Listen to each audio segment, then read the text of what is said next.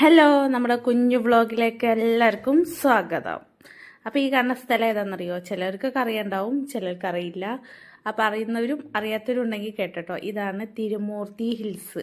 അതായത് ആ കാണുന്നതാണ് തിരുമൂർത്തി ഹിൽസ്. അത് അതിൻ്റെ ചോട്ടിലുള്ള ഡാമാണ്. ഡാം തുറന്ന് വിട്ടപ്പോൾ വെള്ളം പോകുന്നത് കൃഷി ആവശ്യങ്ങൾക്കായിട്ട് വലിയ ഡാം ഇപ്പോൾ ഒരു 4 മാസമായിട്ട് തുടർച്ചയായിട്ട് ഇരിക്കുന്നുണ്ട് കേട്ടോ.